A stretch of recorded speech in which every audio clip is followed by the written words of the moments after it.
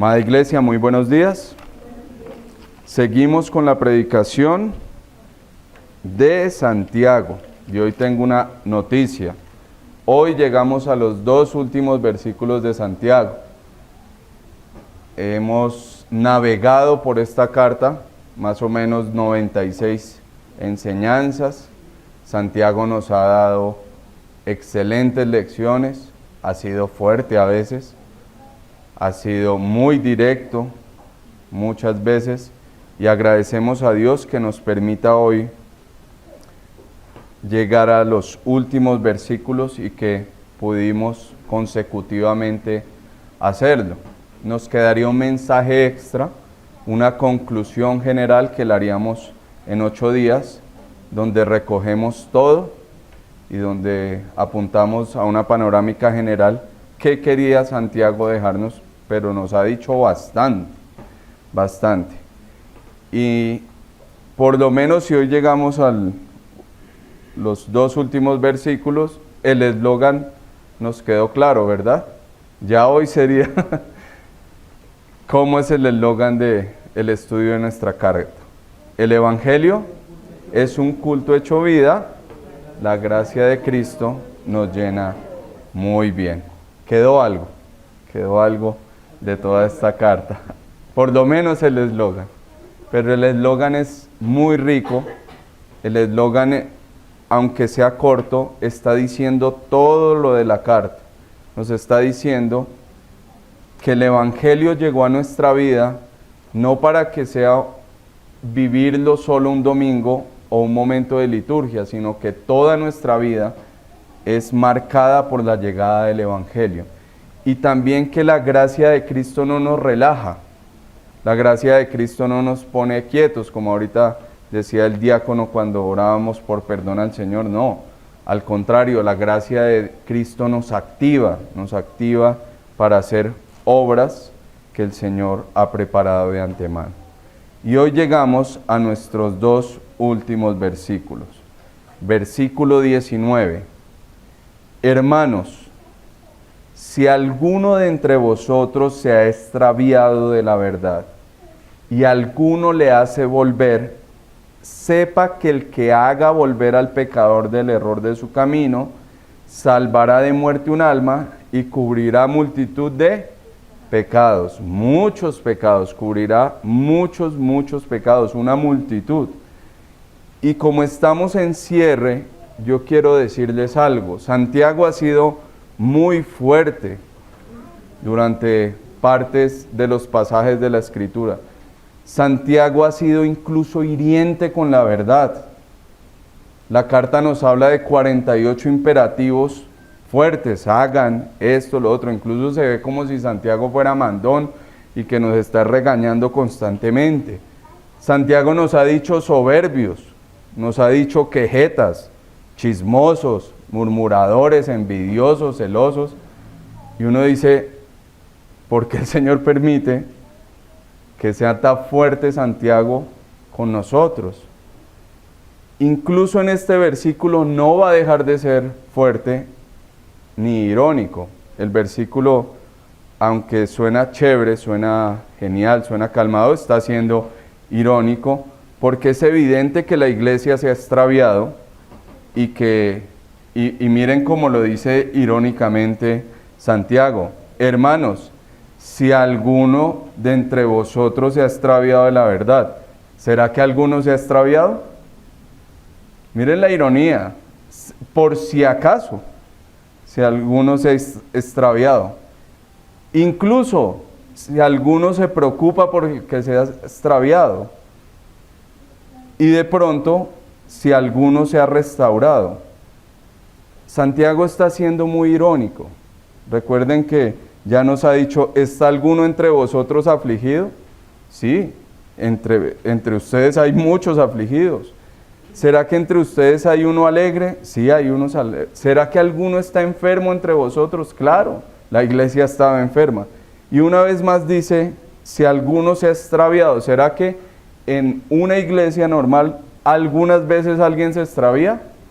Constantemente se extravía alguno.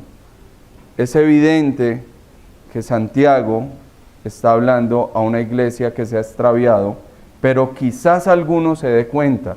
De pronto alguno de los que está ahí se despierte. Pero quiero que noten algo, amados hermanos.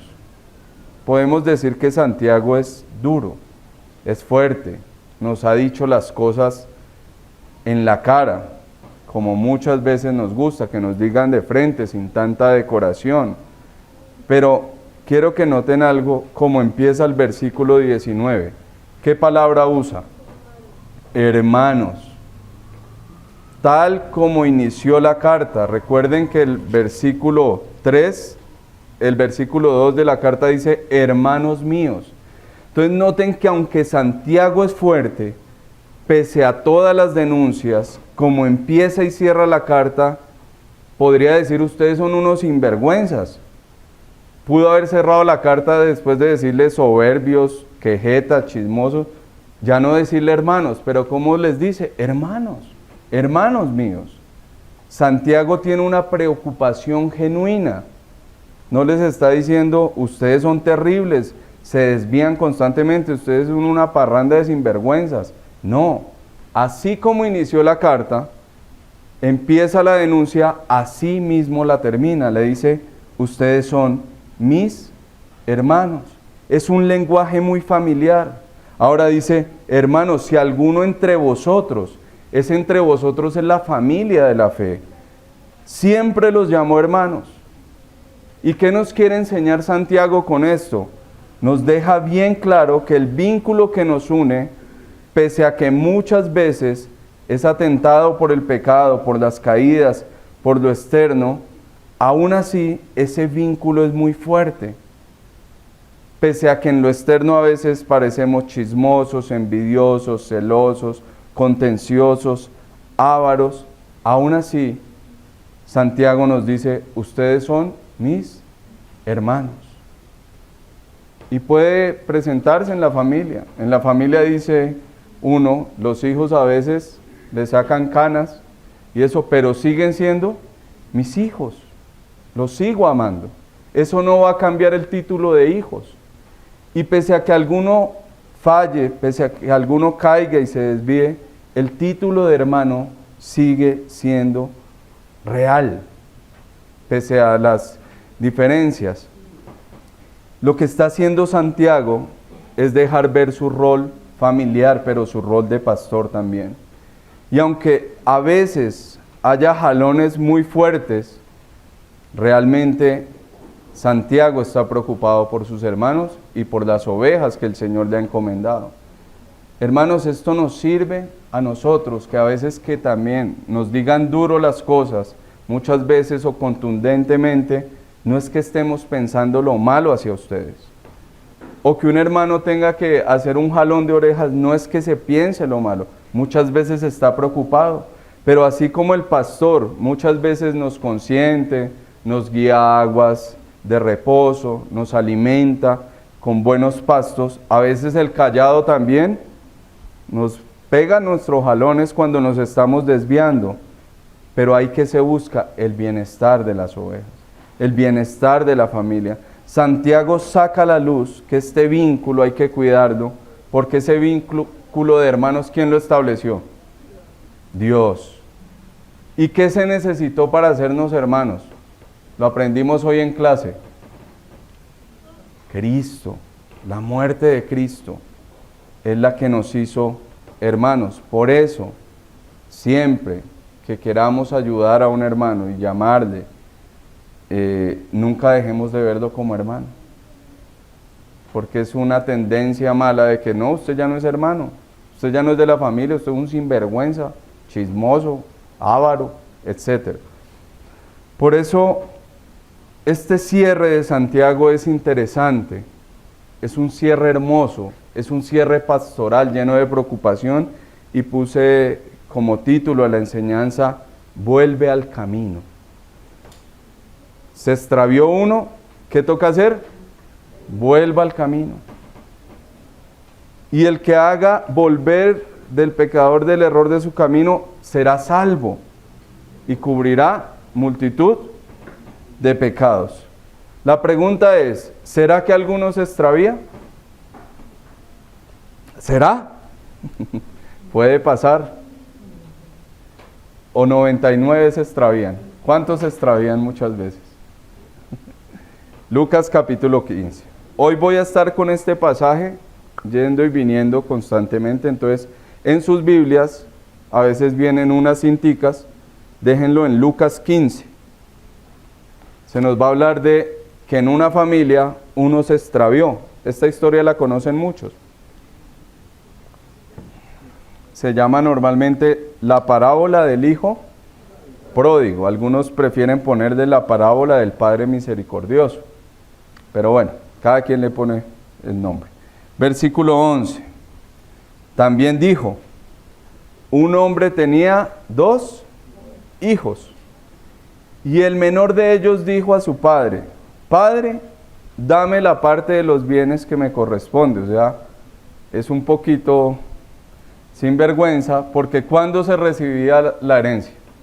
Cuando muriera el padre, pero él dice, yo ya la quiero. Yo quiero es que se muera rápido porque yo necesito mis bienes pronto. Este hombre es terrible. Este hermano se desvió fuerte, este hijo menor. Y le repartió los bienes. El padre accede y dice, bueno, repartamos los bienes. No muchos días después, juntándolo todo el hijo menor, se fue lejos a una provincia apartada y allí ¿qué hizo? Desperdició sus bienes viviendo no edificantemente, no fructíferamente, sino se perdió. Recibió la herencia, se la gastó y se perdió. Ojo porque, ¿cuántos recibieron la herencia? Los 2. Los 2 lo recibieron, porque él dice que repartió los bienes. Pero uno se quedó y el otro se fue y se lo gastó todo. Se lo gastó todo de manera perdida. El texto no entra en detalles, pero podemos concluir que lo malgastó. Y que si fue a la ciudad, no fue a invertirlo en videojuegos. Era menor y dijo, me lo voy a gastar en gomitas, en papas, en helados. No, perdidamente, desenfrenadamente. Posiblemente amaneció varias veces por ahí tirado, pero se lo gastó todo. Este sí es sinvergüenza. Este es muy sinvergüenza porque estando bien, se desvió. Ahora la pregunta es, ¿alguno de nosotros se preocuparía por este que se desperdició todos sus bienes perdidamente? Seamos honestos. Lo primero que diríamos es, eso le pasa por sinvergüenza y ojalá se haya gastado todo y no tenga nada, por perdido, porque se desvió del camino. Y normalmente cuando en nuestras iglesias se extravía uno, ¿qué pasa? Lo primero que hacemos es ir al Facebook, damos clic, bloqueamos. Ya no es nuestro hermano. Le bloqueamos y empezamos a lanzar estados de que es un sinvergüenza, de que el que se apartó, del que nunca fue hijo, el que nunca fue elegido. Y constantemente lo hacemos. Pero es que es sinvergüenza y se lo merece, eso le pasa. Y a veces los borramos de la lista de membresía, de amigos, de hermanos, y los ponemos en la lista de enemigos. Es increíble cómo el título de hermano pasa ahora a ser un título de enemigo, de extraño, de bastardo. Ese no queremos ver con nada. La pregunta es, ¿el hijo menor, pese a que se gastó perdidamente todo eso, perdió su título de hijo? Jamás. No lo perdió. Pero la pregunta acá, hermanos, es, ¿será que la actitud correcta de nosotros es que al que se extravía empecemos a atacarlo, empecemos a censurarlo, lo bloqueemos? ¿Será que él necesita eso? Para nada. Al parecer no solo hay un perdido que se ha extraviado. Al parecer hay más que se han extraviado. La actitud correcta sería una preocupación amorosa. Los que se alejan ya tienen una gran lucha y una gran vergüenza como para nosotros agregarle algo más. Tal vez como no es nuestra lucha, la vemos fácil. Pero pues, lucha con esas bobadas. Yo las supero. Para mí se me hace fácil. Alcohol. No. No se puede controlar desenfrenado. O cualquier otro tipo de lucha. Siempre vemos en nuestro hermano que la lucha de él es pequeña, pero la nuestra sí es grande. Y el hermano puede ver nuestra lucha como tan boba esa lucha. Es súper sencilla de superar. Por eso no podemos nunca ponernos en el lugar de un juez, ni podemos ponernos en el lugar de censurar y atacar al que se ha apartado, amados hermanos. ¿Se va a extraviar alguien del camino? Alguno se va a extraviar en algún momento. En algún momento alguien se va a apartar y va a hacer cosas muy perdidas. Y se va a comportar mal. ¿Y la actitud de la iglesia cómo debe ser? Con una preocupación amorosa. Porque Santiago nos está diciendo, si alguno se extravía, quizás alguno de los que está dentro se preocupe y vaya y lo busque, lo haga volver. Noten que Santiago es muy hábil para decirnos, alguno se puede extraviar, pero también puede haber alguno que vaya y lo busque y lo haga volver. ¿En qué lugar deberíamos estar? En el de hacerle volver. Porque ¿qué ganamos con censurar, no? ¿Qué ganamos con cometerle juicio? Yo a veces me pregunto, si usted lo bloqueó en Facebook y vuelve, no, qué vergüenza. ¿Quién va a quedar mal? El que bloqueó. Imagínese, volvió, yo pensé que ese sinvergüenza nunca se iba a arrepentir, o que iba a buscar otra iglesia y vuelve, no, qué vergüenza. Y yo lo bloqueé y ahora ¿cómo le digo? Digo, ay, qué pena, es que se me configuró tan raro y ya no lo tengo como amigo. A veces pasan esas excusas. No ganamos nada con agregarle censura y juicio. ¿Qué hemos aprendido de Santiago? Describiendo al Señor, que el Señor es muy ¿qué?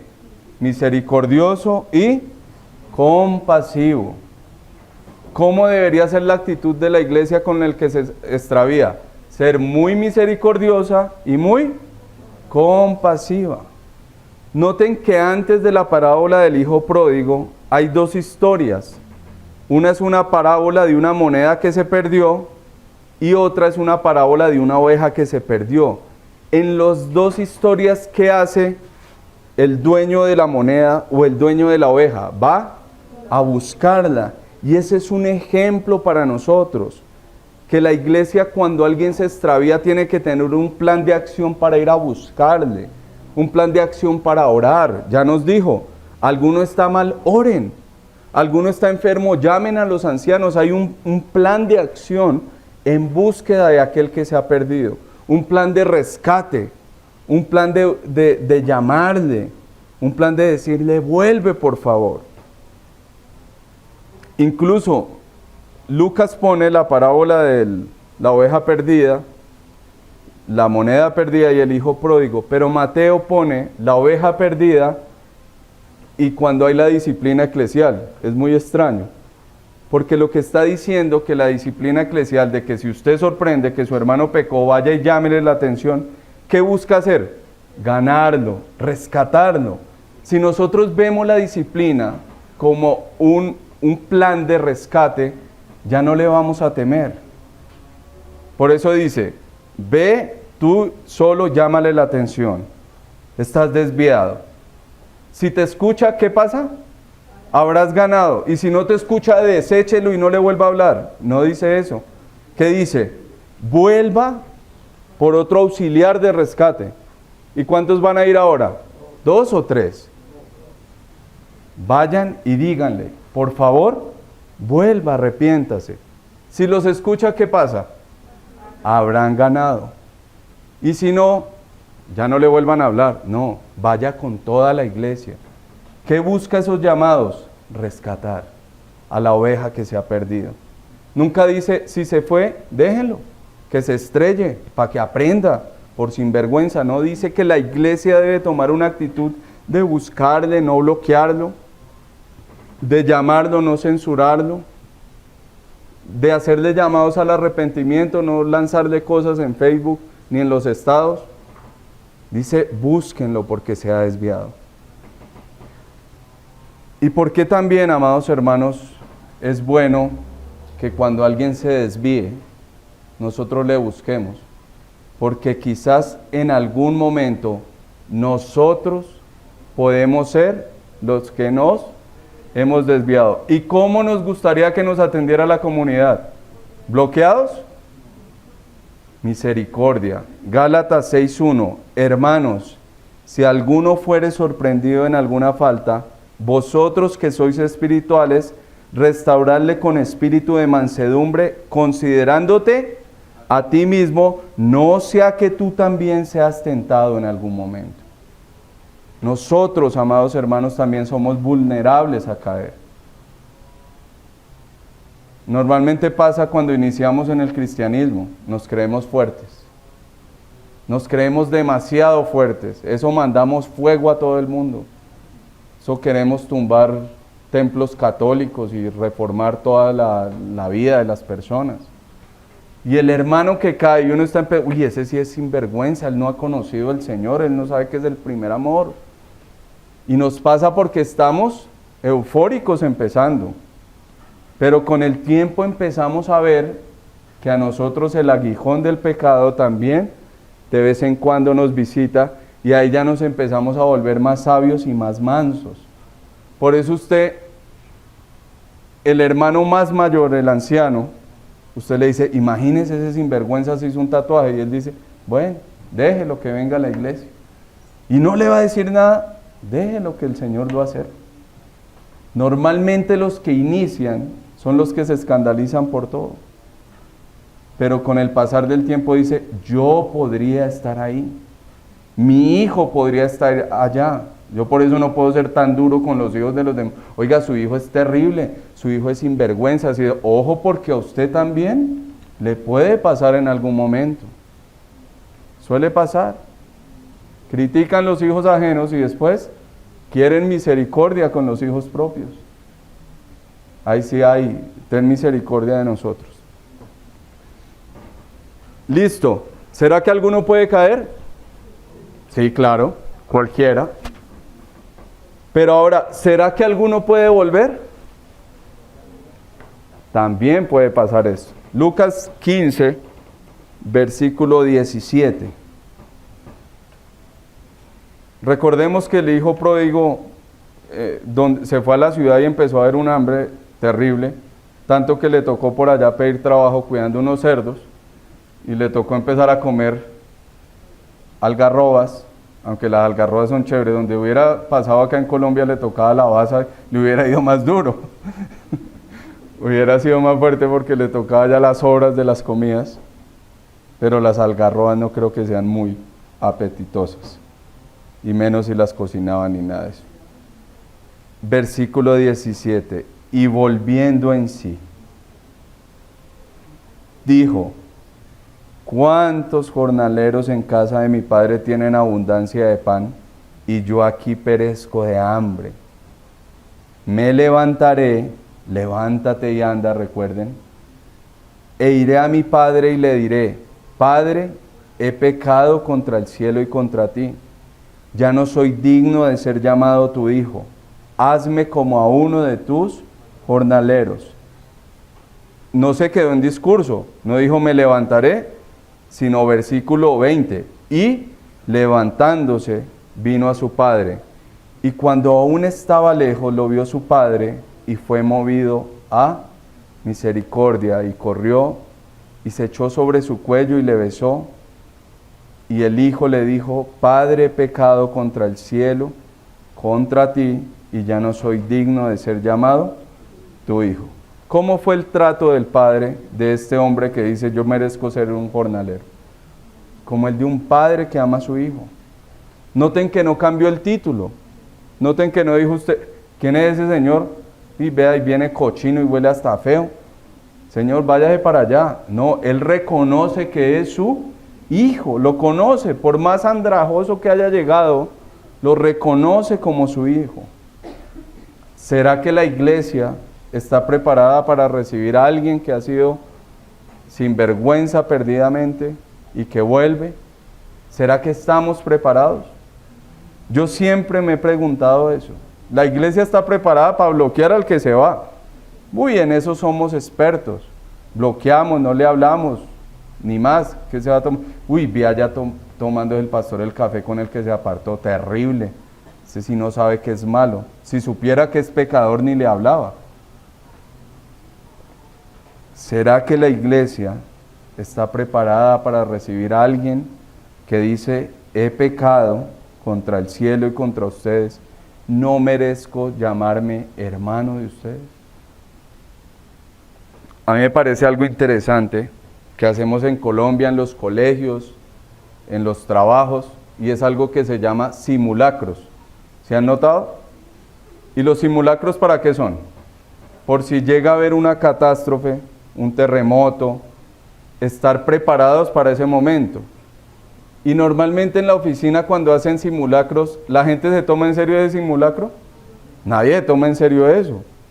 En los colegios menos, eso es un juego y salimos y van riendo. Yo no creo que en un temblor o en un terremoto todos vayan y tomando tinto y charlan y aprovechan y salen, comen empanada ahí, como aprovecharon la hora libre. Una cosa es un simulacro y otra cosa es la realidad. Nosotros tenemos en teoría que sabríamos qué hacer si vuelve alguien en simulacro, pero ¿será que en la realidad sí se cumpliría?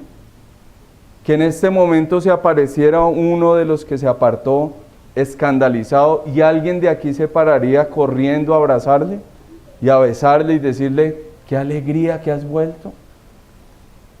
O tal vez es un simulacro nada más que hemos aprendido. En caso de que vuelva un hermano, usted recíbale con misericordia y compasión. Sí, eso ya no lo sabemos de memoria. Pero ¿será que en la realidad lo podríamos hacer? Yo tengo grandes noticias para esta iglesia y me alegra mucho y espero que siga así, porque es gracia del Señor. La hermana María Teresa o María T, que volvió, qué lástima que no está hoy. Yo le pedí permiso para darle ilustración. Me dio risa porque cuando la llamo y le digo, hermana María T, necesito charlar con usted. Un momentico. Dijo, ¿ya me va a meter al confesionario? O sea, imagine, ella vuelve, pero ella misma tiene una predisposición de como, me van a regañar, porque volví. Me llegó la hora, ahora sí. Y yo le dije, no, es para otra cosa. Le pregunté, ¿cómo se ha sentido en la iglesia al volver? Y me dijo, muy bien acogida. Acogida con cariño, los hermanos han sido amables. Me gustaron mucho esas palabras y espero que las haya dicho con toda la sinceridad y con toda la honestidad, pero la hermana María T, los que la conocemos sabemos que es muy honesta. Ella se fue hace un tiempo y volvió. Y la pregunta es, ¿cómo la hemos acogido? ¿Cómo la recibimos? ¿Cómo nos hemos comportado con ella para decirle, siéntase en casa otra vez? Siéntase aquí con cariño, esta es su familia, aquí estamos para usted. La iglesia debe ser una familia que acoge, porque aquí está la clave, amados hermanos. Cuando alguien se desvía del camino de la verdad, no solo está a prueba de que él vuelva. ¿Quién está a prueba? La iglesia. Nosotros estamos puestos a prueba. Está puesta a prueba nuestro amor, nuestra compasión. Es decir, que alguien se puede desviar del camino de la verdad, pero alguien también se puede desviar del camino de la compasión. En la iglesia alguien se puede desviar del camino de la misericordia. Por eso noten, sepa que el que le haga volver al pecador del error de su camino, salvará de muerte un alma y cubrirá ¿qué? Multitud de pecados. ¿Cuál es esa multitud de pecados? No solo del que se desvió en el error, sino la multitud de pecados que de pronto a nosotros nos falta. Falta de compasión, falta de misericordia, falta de acogerle con amor y con cariño. O tal vez ese pecado de decir, eso le pasa por sinvergüenza, porque tomamos el lugar de juez.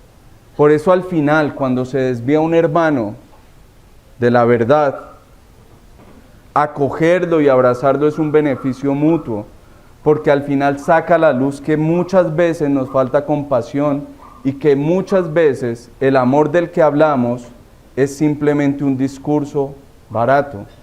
El amor y la compasión, y ojo, que nosotros somos los que hablamos de la gracia, y nosotros hablamos de las doctrinas de la gracia, y nosotros hablamos que nuestro Señor nos perdona. Bueno, cuando se desvía uno, ¿cómo lo vamos a recibir si vuelve? ¿Con gracia o con juicio? Entonces, al parecer, no solo se desvía una oveja, puede que se desvíe 99. Porque ¿cómo recibimos al que se devuelve? Véase sinvergüenza, yo sabía que iba a caer. Y yo sabía que iba a volver así arrastrado. Ahí no hay misericordia y compasión. Sí o sí, amados hermanos, debemos volver al camino. Algunos tienen que volver al camino de la verdad, algún otro tiene que volver al camino de la compasión, al camino del mensaje de restauración. Muchas veces el que se extravió no es el único que se ha extraviado, puede que nosotros estemos extraviados. Recuerden que Santiago le está hablando a una iglesia enferma, pero todos necesitamos el Evangelio.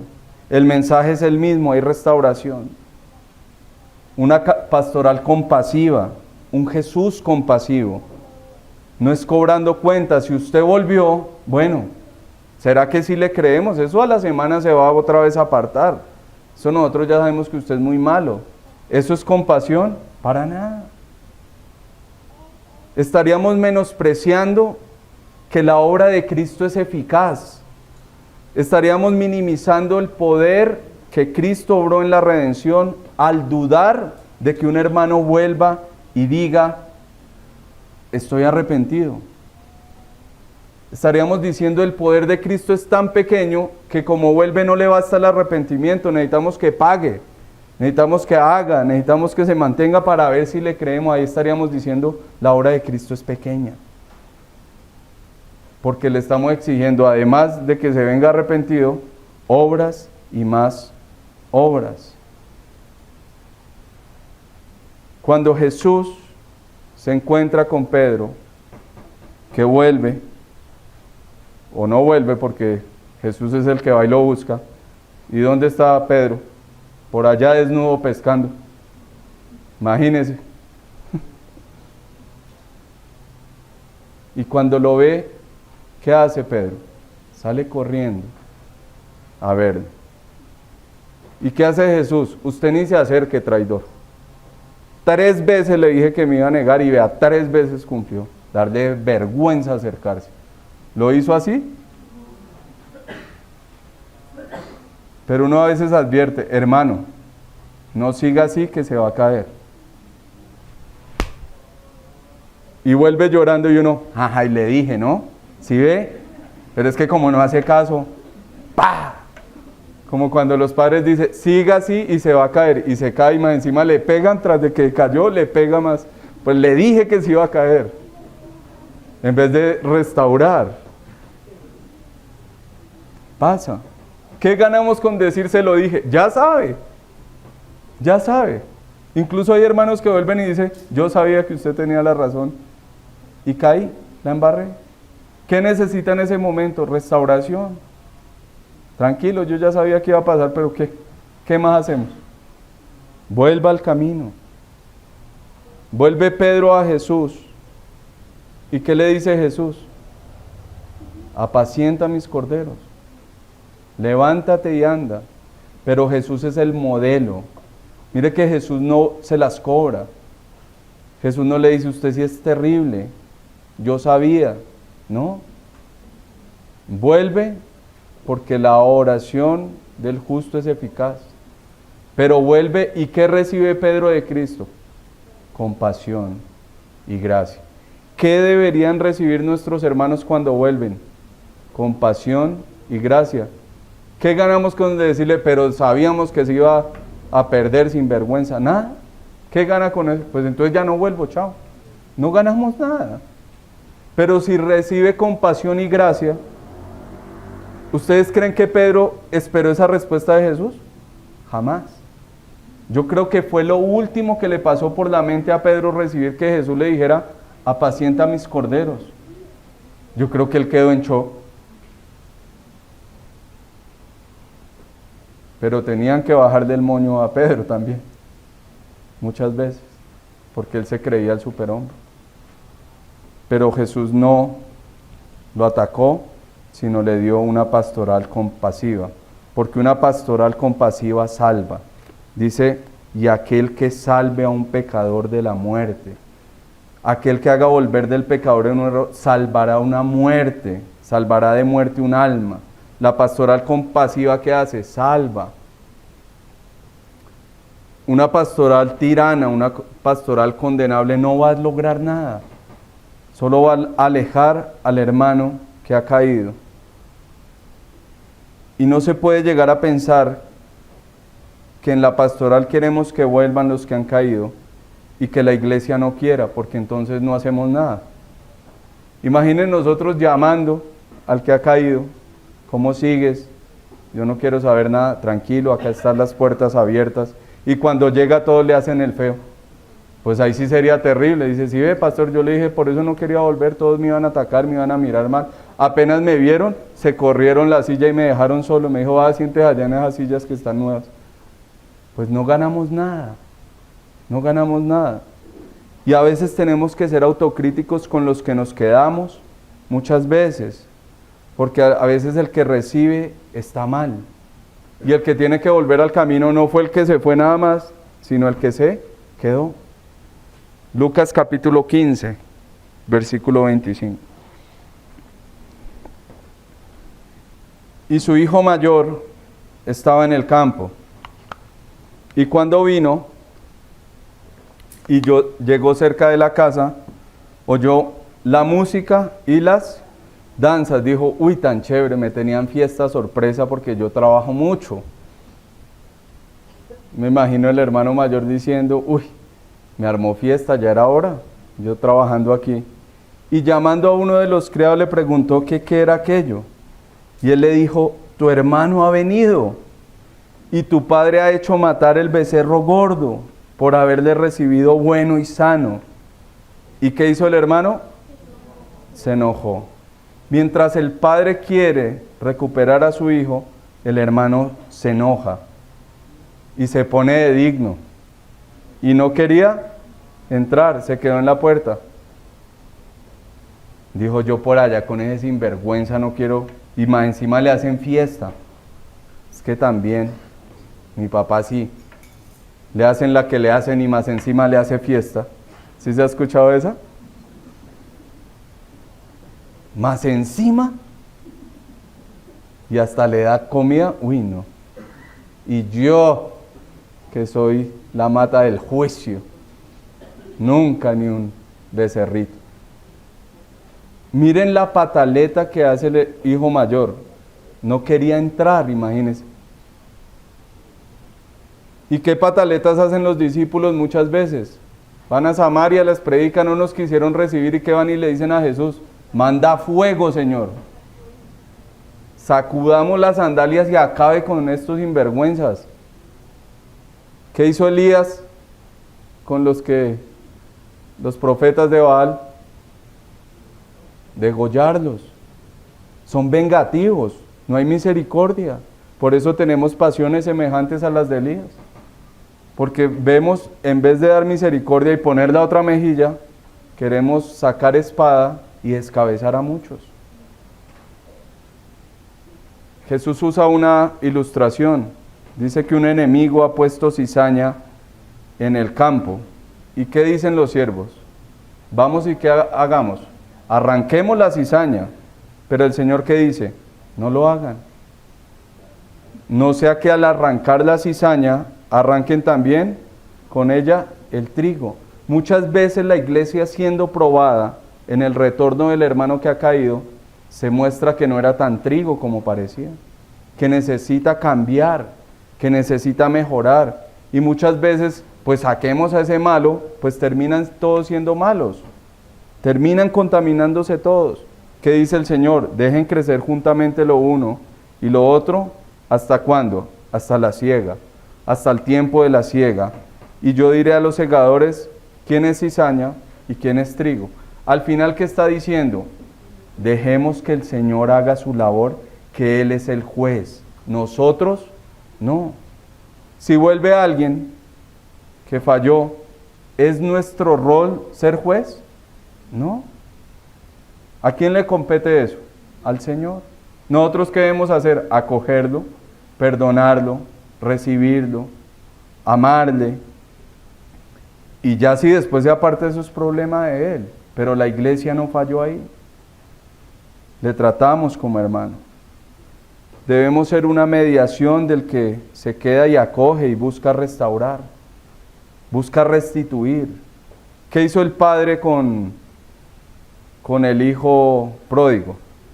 Versículo 22. Pero el padre dijo a sus siervos, sacad el mejor vestido y vestidle. Poned un anillo en su mano y calzado en sus pies, y traed el becerro gordo y matadlo y comamos y hagamos fiesta, porque mi hijo muerto era y ha revivido. Se había perdido y es hallado, y comenzaron todos a regocijarse. ¿Menos quién? El hermano mayor. ¿Y quién debería ser el que más se regocijara ahí? ¿Los siervos? ¿Los jornaleros? No, el hermano mayor es mi hermano. Ha vuelto. Yo creo que él lo hubiera dejado con la ropa que venía. Y si venía descalzo, déjelo para que aprenda, para que las marcas y las cicatrices de caminar descalzo le queden. ¿Anillo? ¿Quién dijo que un anillo? Sinvergüenza este. ¿Y becerro? Denles más bien algarrobas que sobraron. El hermano mayor hubiera querido eso, pero el padre no lo hace. El padre le restituye. El padre le devuelve su estatus de hijo, que nunca perdió, nunca lo perdió. Ustedes saben que el vestido, los zapatos y los anillos significa algo para el mundo mediterráneo, y es la dignidad, los derechos, y el anillo, la autoridad. Volvió a ser el hijo. No lo perdió, nunca lo había perdido. Simplemente se desvió. Pero ¿cómo hizo la casa del Padre? Le recibió, exceptuando el hermano mayor. Por eso, amados hermanos, el hermano mayor posiblemente estaba más perdido que el hijo menor. El hermano mayor se desvió del camino de la compasión. El hermano mayor se desvió del camino y no se consideraba hijo. Mire cómo le dice al padre, ¿cuántas veces yo he trabajado y nunca me mata un becerro? En otras palabras, él creía que merecía ser hijo. ¿Por qué? Por las obras que hacía. Por eso el padre le dice, usted acá está en la casa siempre, cuando quiera se mate un becerro, no tiene que hacer nada para eso. Y es una imagen de los fariseos, que pensaban que por las obras tenían más favor del Padre que los gentiles, que eran unos sinvergüenzas. Pero el Señor es muy misericordioso y muy compasivo.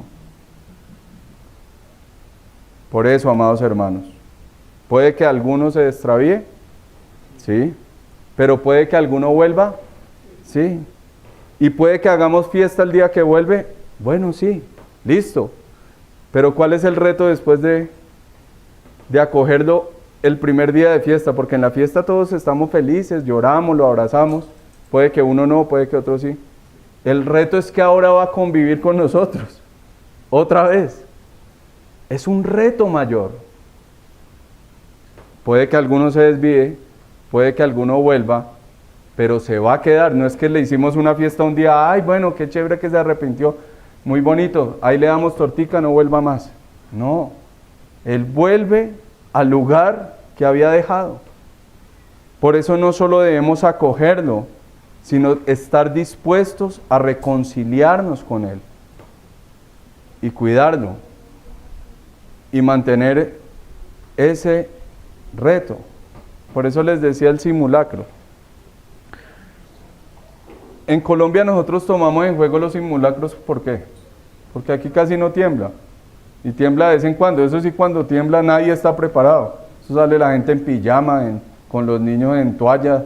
Nadie está preparado. Todos pierden el control y se quedan después como 2 horas echando chisme ahí de quién está mal de pijama y quién no. Eso es lo que hace.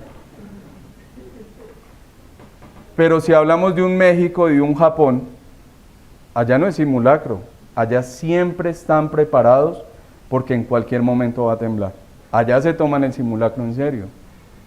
Ya tienen su silbato, ya tienen todo eso. Ahora, si nuestra iglesia se volviera experta en acoger a aquel que se ha desviado, pero no solo recibirlo y hacer fiesta cuando vuelva, sino ser expertos en acogerlo y restituirlo y reconciliarnos y seguir caminando con él.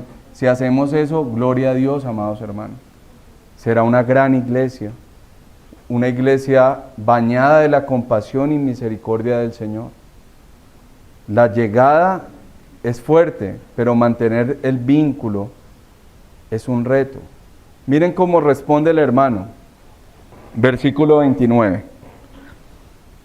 Él se enojó, no quería entrar. El papá tuvo que ir a buscarlo porque se había desviado también. Ya quería salir de la casa.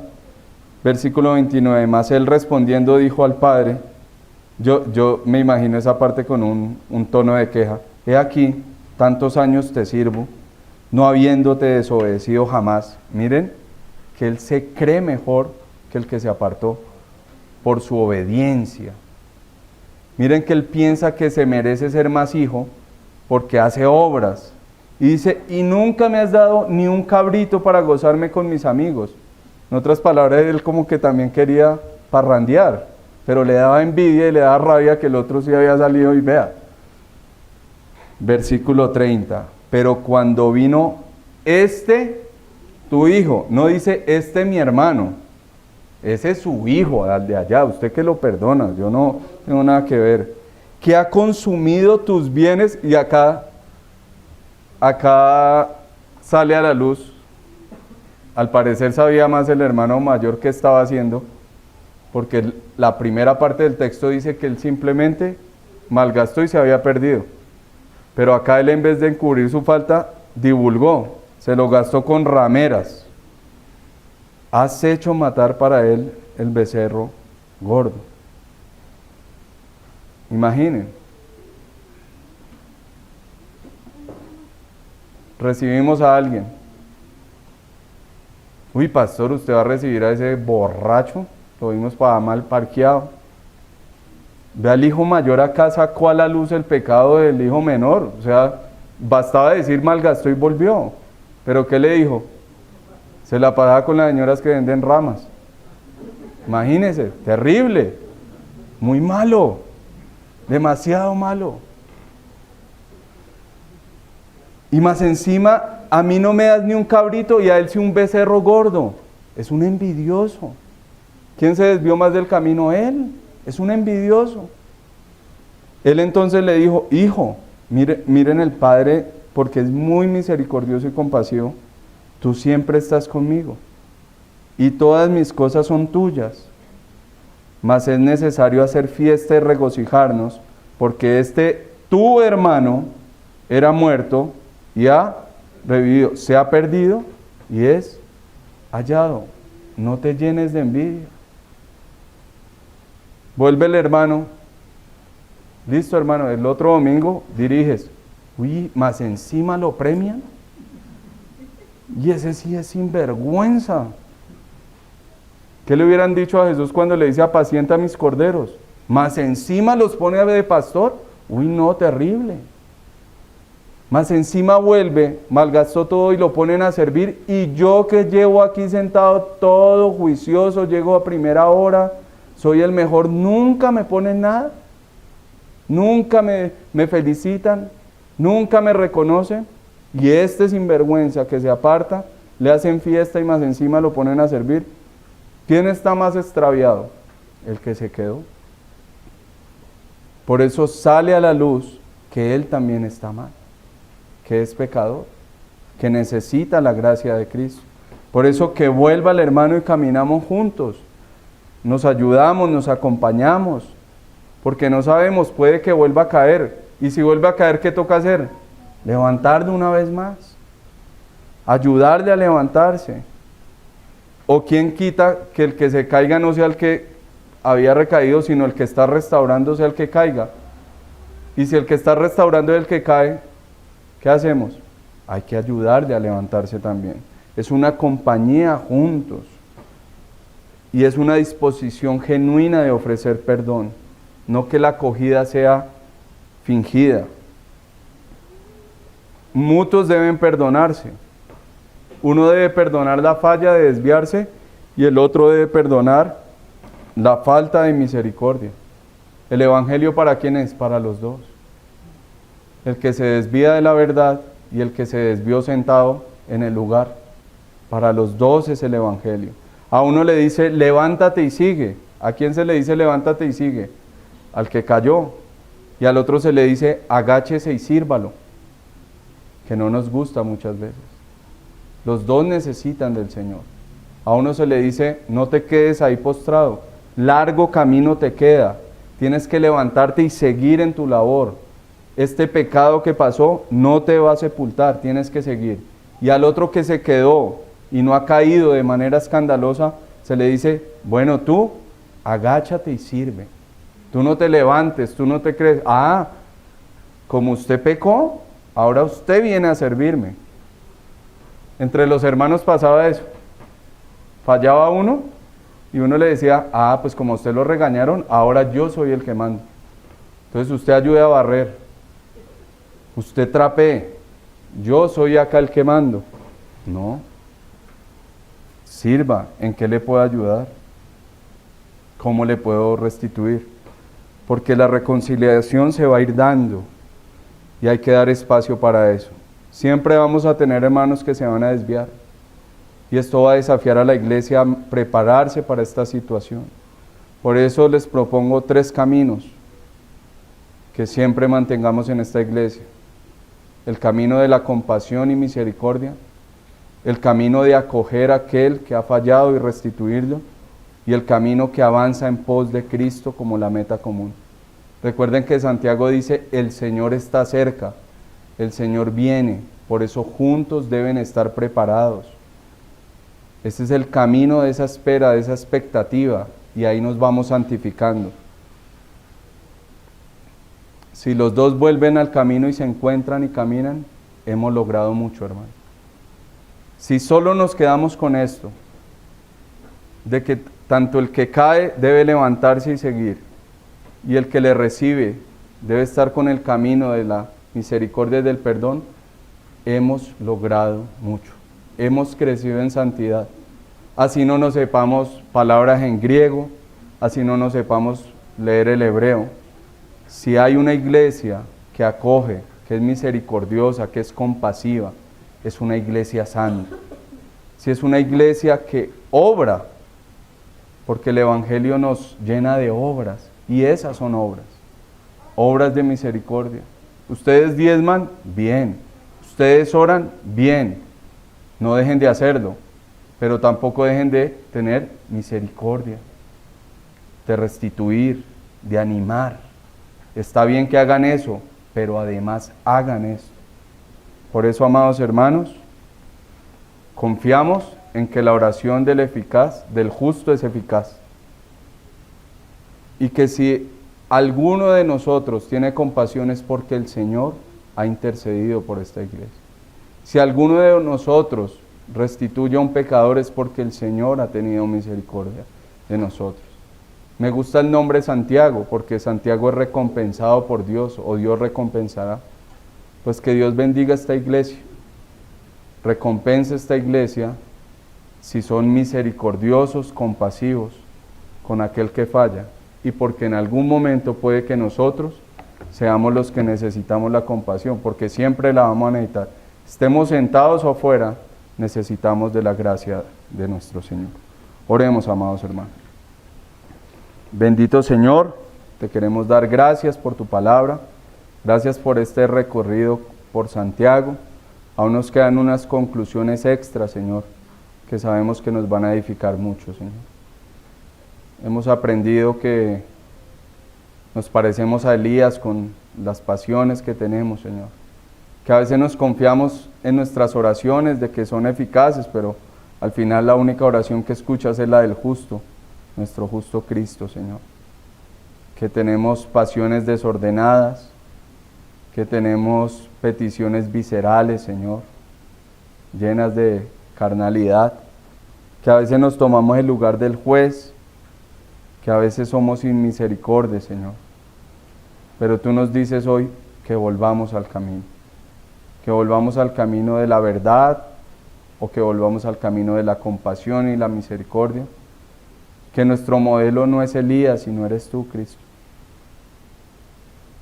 Que no queremos que tu justicia ataque a los hermanos que han fallado, Señor, sino que sea tu justificación que los vuelva al lugar, Señor. Nosotros sabemos que tu obra es muy, muy grande, Señor, y que es demasiado preciada, Señor. Que nadie le puede quitar el valor, Señor. Que al contrario, a veces nosotros hacemos parecer que no fuera eficaz, Señor. Ayúdanos a ser una iglesia que acoge, una iglesia que restituye, una iglesia que recibe, Señor, y que se alegra por aquel que ha vuelto al camino, Señor.